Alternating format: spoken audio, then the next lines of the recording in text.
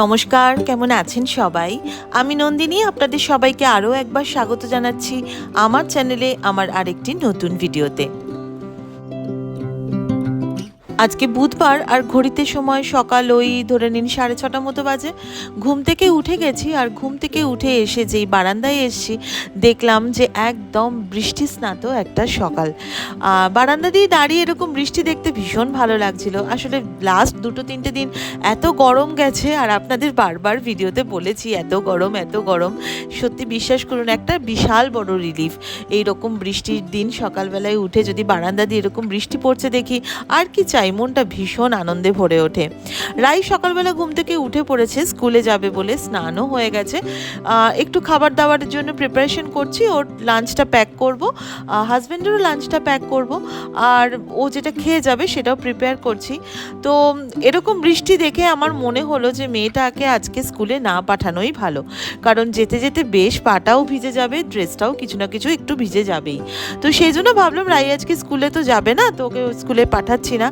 তো মা মেয়ে মিলে আজকে একটুখানি দিনটা একটু অন্যরকমভাবে স্পেন্ড করব। উইকডেজে মোটামুটি সবাই তো খুব তাড়াতাড়ি উঠে পড়ে, ওদিকে মাও উঠে গেছে, বাবাও উঠে গেছেন। তো সবাই যে যার কাজে এবং যে যার ঘরে ব্যস্ত। রাই তার বাবার সাথে যেহেতু স্কুলে যাবে না, ড্রয়িং রুমে বসে একটুখানি কথা বলছে। তো আমার মনে হলো যে এই ফাঁকে আমি বিছানাটা একটু গুছিয়ে নিই। আর ডাস্টিং যে প্রচণ্ড ভালোভাবে প্রত্যেক দিন আমি করি সেরকম কিছু না। আসলে ডিপ ক্লিন আমি সপ্তাহে একদিন করি বা 15 দিনেও একবার করি। আর প্রত্যেক দিন আমি বিছানাটা তোলার সময় বা হাতের কাছে যে ফার্নিচারগুলো থাকে তড়িঘড়ি করে এরকম একটা যে ঝাড়ন থাকে, এরকম একটা ঝাড়ন দিয়ে আমি ভালোভাবে ঝেড়ে নিই। ওপরে যে ধুলোগুলো পড়ে থাকে সেগুলো কিন্তু ভালোভাবে ঝাড়া যায়। আর প্রত্যেক দিনই আমি যেটা ওপর থেকে আমার খাটের ওপরে একটা বেডশিট আমি পেতে দিই, তাতে কারণ অনেক সময় হয় রাই বসে পড়ছে বা হয়তো একটু চা খাচ্ছে, তো ওপরের বেডশিটটা তুলে দিলে ভেতরের যে বেডশিটটা সেটা কিন্তু নোংরা থাকে না। রাত্রে যখন একটা ভালোভাবে শুতে যাব তখন কিন্তু একদম একটা পরিষ্কার বেডশিটে শুতে যাব। তো সেই জন্যই আমি একটা ওপরে এরকমভাবে বেড কভারের মতো পেতে রাখি। আর এখানে রাই ওই যে আপনারা এর আগেও ভিডিওতে দেখেছেন যখন তখন এসে একটুখানি মা একটু আদর করো, মানে এরকম একটা বাচ্চাদের তো থাকেই, কারণ বাচ্চারা যতই বড় হয়ে যাক আকৃতিতে এবং প্রকৃতিতে, তারা যতই বড় হয়ে যাক মা বাবার কাছে তারা তো ছোট সেই সন্তানের মতোই। তো রাইকে আমি বললাম যে ঠিক আছে আমি খানিকটা বিছানাটা তুলে দিয়েছি, বাকিটা তুই তুলে নে। তো ও এই কাজগুলো করে, ওকে খুব একটা বিশেষ বলতে হয় না। আর এদিকে আমি তড়িঘড়ি করে চাটাও বসিয়ে দিয়েছি। আমাদের বাড়িতে তো জানেনই সকালবেলা 2 রকমের চা হয়, ব্ল্যাক টি আবার যে দুধ চা। তো মা খান ব্ল্যাক টি আর বাবা আমি বাকিরা সবাই, আর আমাদের যে হাউস হেল্প আছে শিখাদিও ব্ল্যাক টি খায়, কখনো কখনো দুধ চাও খায়। তো এখানে আমি চাটা বানিয়ে নিচ্ছি আর মাকে ঘরে চাটা দিয়ে এলাম। আর প্রচণ্ড বৃষ্টির ছাট আসছিল বলে মা জানলাটা বন্ধ করে রেখেছিল, কিন্তু আমি একটু খুলে দিলাম। মাকে বললাম মা জানলাটা খুলে দিলে দেখবে এত সুন্দর বাইরে থেকে হাওয়া আসছে না, তোমাকে ঘরের ফ্যানটা চালাতেও হবে না। তো ওই জন্য চাটা বানিয়ে নিচ্ছি। আর হাজব্যান্ডও অফিসে বেরোবে, তো কিছু কথাও থাকে আসলে এই সময়টা, আমি আর হাজব্যান্ড এই সময়টা বসে চা খাই। আপনারা তো ভিডিওতে এর আগে দেখেছেনও, আমি যখন সকালবেলা রাইকে স্কুলে দিয়ে ফেরার পরই কিন্তু আমি আমাদের বাড়িতে যেটা ফার্স্ট চা হয়, মানে সকালের যে চা পর্বটা সেটা হয়, তো তখন হাজব্যান্ডের সাথে বসে কিছু কথা বলি। তো সেক্ষেত্রে বিভিন্ন রকমের আলোচনা থাকে, কি করব বা কোনো ঘটনা, মানে বিভিন্ন রকমের আলোচনা, জানেনই তো হাজব্যান্ড ওয়াইফের মধ্যে কত রকমের কথা থাকে। তো এখানে চা খাচ্ছিলাম। আর এবারে আপনাদেরকে যেটা দেখছেন সেটা হচ্ছে আসলে আমি ছুঁচ ফোটানোতে ভীষণ ভয় পাই। আপনাদের তো এর আগেও আমি বলেছি যে আমি বাকি সব কাজ করে দেবো বা সব কিছু করে নেবো, কিন্তু এই ইঞ্জেকশান নেওয়া বা এই যে ব্লাড টেস্টের সময় এই যে ব্যাপারগুলো, মানে আমার এই মেডিকেলের যে স্যাপারগুলোতে ভীষণ ভয় লাগে। মানে আমি ইনফ্যাক্ট রাস্তা দিয়ে গেলে কোনোদিনও হসপিটালের দিকে তাকাইও না, সবসময় অন্যদিকে মুখটা করে রাখি, আমার একদম ভালো লাগে না। তো আজকে একটু ব্লাড টেস্টটা করালাম, কিছু প্রবলেমস অ্যারাইজ করছিল, তো আমাকে অনেকেই বললো যে তুই এই ব্লাড টেস্টটা করিয়ে নে, মাও অনেকবার বলেছে যে ব্লাড টেস্টটা করিয়ে নে। তো ফাইনালি আজকে ব্লাড টেস্টটা করালাম। আর আমার বরাবরই যেহেতু ছোটোবেলা থেকে একটু হিমোগ্লোবিনটা কমই থাকে, তো হেরিডিটি হিসাবে মেয়েও সেটা পেয়েছে কিনা, মানে সেই জন্য আমি একটুখানি বরাবরই খেয়াল রাখি। আর দেখুন টিনেজে যে বাচ্চারা, মানে মেয়েরা বিশেষ করে পিউবার্টি আসার পর তাদের এমনিতেই শরীরে একটুখানি রক্তের ঘাটতি হয়। তো সেই জন্য ওর রক্তটা শরীরে ঠিকঠাক আছে কিনা সেটাও আমি চেক করি মাঝে মাঝেই, 3 মাসে একবার করেও চেক করি। তো আজকে আমি রাইয়েরও, যেহেতু রাই আজকে বাই চান্স স্কুলে না গিয়ে বাড়িতে রয়েছে, তো ভাবলাম যে এই সাথে সাথে ওরও ব্লাড টেস্টটা হয়ে যাবে। আর যেহেতু সকাল থেকে একদম প্রচণ্ড সুন্দর ওয়েদার, বৃষ্টি পড়ছে, দারুণ সুন্দর একটা ওয়েদার, তো মনে হলো বেশ একটু অন্যরকম খাবার দাবার খাই। তো সেই জন্য ইয়েপ্পি ছিল, ইয়েপ্পিটাকে ভালো করে নিয়ে তার মধ্যে পেঁয়াজ কাঁচা লঙ্কা দিয়ে খেলাম। বাড়ির সবাই আজকে তাই খেয়েছি। তো তারপরে রাই কফি বানানো বলছিল, তো রাই কফি একটু বানিয়ে দিল। কফি টফি খেয়ে তারপর আমি করে নিলাম স্নান। আর আজকে মানে ডিপ ক্লিনিং ছিল আমার, মানে বাড়িতে 2টো ওয়াশরুম রয়েছে, তো 2টো ওয়াশরুমই আজকে আমি খুব ভালো করে ডিপ ক্লিন করে তারপরে মাথায় শ্যাম্পু ট্যাম্পু করে নিয়েছি। আর ব্লাড টেস্ট করানোর আমার আরও একটা কারণ হচ্ছে, আমার রিসেন্টলি আমি দেখছিলাম যে আমার প্রচণ্ড রকম হেয়ার ফল হচ্ছে।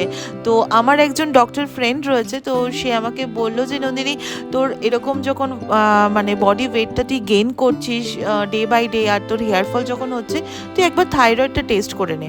তো দেখা যাক তো কি রিপোর্ট আসে। আমি তো নিশ্চয়ই আপনাদের সাথে সেটা শেয়ার করব। আমি আমার জীবনের মানে দৈনন্দিন জীবনের বলা ভালো, ছোট থেকে ছোট জিনিস আপনাদের সাথে শেয়ার করি, কারণ আমি মনে করি আমার মতো হাউসওয়াইফরা যারা এই প্রবলেমগুলো ফেস করছেন, তারাও যাতে তাদের নিজেদের টেক কেয়ার করতে পারেন, বা আমার প্রবলেম থেকে যদি কিছু আপনাদের উপকার হয় আমার দেয়া সলিউশন থেকে, তাহলে আমি নিজেকে খুবই লাকি মনে করব। রান্নাবান্না কমপ্লিট, মানে এবারে খেতে বসবো। আর চুলটা আমার এখনো একটু পুরোপুরি শোকায়নি, মানে আমি হাফ ড্রাই করি। আর অ্যাকচুয়ালি এত হেয়ার ফল হচ্ছে, তো সেই জন্য ড্রায়ার দিয়ে একটুখানি আমি শুকিয়ে নিচ্ছিলাম, তো যাতে মানে বেশিক্ষণ মানে ওই ভিজে থাকলে না অনেক প্রবলেম হয় চুলটাতে। আর কেমন একটা লাগেও, বৃষ্টি হচ্ছে, গরমটা আগের থেকে একটু কমেছে, কিন্তু সেই তুলনায় যে মানে একটা একদম ঠান্ডা ঠান্ডা হাওয়া, সেটা কিন্তু বেরোচ্ছে না। আর হয়তো আমি একটু টপ ফ্লোরে থাকি বলে বোধহয় আমার বাড়িতে একটু বেশি গরম লাগে। তো রান্না বলতে আজকে প্রথমে ভেবেছিলাম খিচুড়ি করবো, কিন্তু মার একটু ইনডাইজেশনের প্রবলেম হচ্ছে, তো সেই জন্য খিচুড়িটা আজকে করলাম না, কারণ মার একটুখানি তাহলে খিচুড়িটা খেলে একটু শরীরটা হয়তো প্রবলেম করতো। তো পাবদা মাছ ছিল, পাবদা মাছটাকেই আমি আজকে রান্না করে নিয়েছি, বেগুন দিয়ে আলু দিয়ে একটা ঝোল মতো করেছি। আর বাবার মানে আলাদা করে বেগুন দিয়ে আলু দিয়ে আর একটা ঝোল করেছি। বাবা তো ডিম খায়, বাবা তো মাছ খায় না। আজকে বলতে গেলে আমাদের এক তরকারি ভাত, মানে এরকমভাবেই আজকে রান্না করে খেয়েছি। কখনো কখনো না মানে খুব ইয়ে লাগে যে মানে এত রান্না করছি, এত কাজ করছি, কখনো মানে মনে হয় কি আর ভালো লাগছে না। আর আজকে একটু ঘরের এই পরিষ্কার পরিচ্ছন্ন করা, তাছাড়া 2টো বাথরুমও ডিপ ক্লিনিং করার ব্যাপার ছিল, কারণ পুজো এসে গেছে, তো বেশি দিন আর বাকি নেই। তো সেই জন্য মানে এই কাজকর্ম করতে করতে ব্যস্ততা থাকতে থাকতে আর কি এইগুলো রান্নাটা আজকে একটুখানি কমই করেছিলাম। আর সবজিও বাজার করতে, মানে 2-1টা সবজি আছে, তো বাজারটাও করতে যাবো, কিন্তু এত বৃষ্টি আর এই কাদার মধ্যে না একদম বেরোতে ইচ্ছে করে না।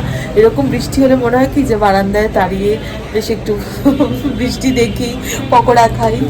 এনিওয়েজ, তো খাবার দাবারটা খেয়ে নিই, তারপর আপনাদের সাথে আবার কথা বলছি। এরপরে আপনাদের সাথে দেখা হচ্ছে একদম সন্ধ্যাবেলায়। এখন প্রায় ওই ধরে নিন 7টা 7:30 মতো বাজে। হাজব্যান্ড অফিস থেকে চলে এসেছে, আর হাজব্যান্ড অফিস থেকে আসার সময় আমাকে ফোন করে জিজ্ঞাসা করছিল যে কি খাবে। তো আমি ভাবলাম যে আজকে এত বৃষ্টি হচ্ছে, মানে আজকে পুরো বৃষ্টির দিনটাকে আমি একদম ফুল ভালোভাবে এনজয় করতে চেয়েছি। তো সেই জন্য হাজব্যান্ডকে বলেছিলাম কি তুমি ফেরার পথে কিছু একটু নিয়ে এসো, মানে চপ, বেগুনি, এই ধরনের খাবার। তো আলুর চপটা না হলেও কিন্তু বেগুনিটা বেশ, আমাদের এখানে একজন আছে খুব ভালো বেগুনি ভাজে, তো সেই বেগুনি নিয়ে এসেছিল। বেগুনিগুলো দারুণ টেস্টি ছিল, একদম মুচমুচে বেগুনি। তো বেগুনি করে নিয়ে, মানে বেগুনিটা নিয়ে নিলাম, আর তার সাথে বসিয়ে দিয়েছি একদম কড়া করে দুধ চা। আর 2 রকমের মুড়ি আমার বাড়িতে থাকে, একটা একটু সরু সরু মুড়ি, আর একটা হচ্ছে একটু মোটা মোটা সাদা সাদা মুড়ি।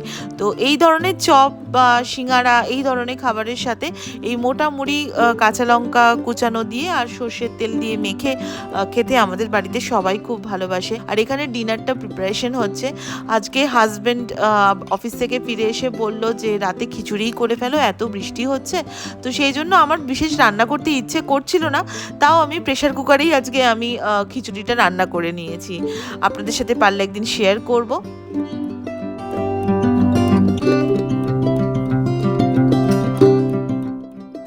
আমাদের বাড়ির মাস্টার শেফ এখন খিচুড়ির সাথে ডিম ভাজা বানাচ্ছে নিজের জন্য। পোচ, ডবল ডিমের পোচ। অঞ্চল তো নয়, জানি না কি বলে।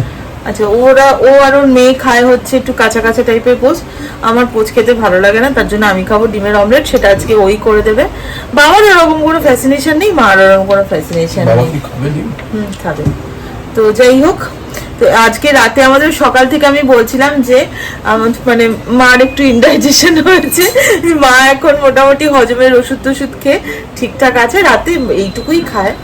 তো এখন সেই জন্য আমরা সবাই এখন খিচুড়ি খাবো।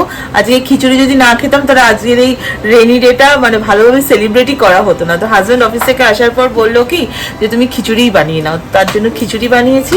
আর আপনাদের তো দেখালাম প্রেশার কুকারে চট জলদি খিচুড়ি। আমার যেদিন রান্না করতে ইচ্ছা করে না সেদিন হচ্ছে প্রেশার কুকার হচ্ছে আমার লাইফ সেভার। তো প্রেশার কুকারে চট জলদি খিচুড়ি বানিয়েছি। আর এই হচ্ছে ডিম ভাজা, ব্যাস আর কিছু না। আজকে এই হচ্ছে আমাদের সিম্পল ডিনার। আমার হাজবেন্ড বলছে ডিম ভাজাটা দেখিয়ে দাও, এই যে ফোকাসটা একটু গন্ডগোল করছে। এনিওয়েজ, তো এই হচ্ছে আজকের ভিডিও। তাহলে দেখা হচ্ছে আপনাদের সাথে নেক্সট ব্লগে, আরো একটা দিনের গল্প নিয়ে আসবো। ততক্ষণের জন্য সবাই খুব ভালো থাকবেন, নিজের যত্ন নেবেন। টেক কেয়ার, শুভরাত্রি।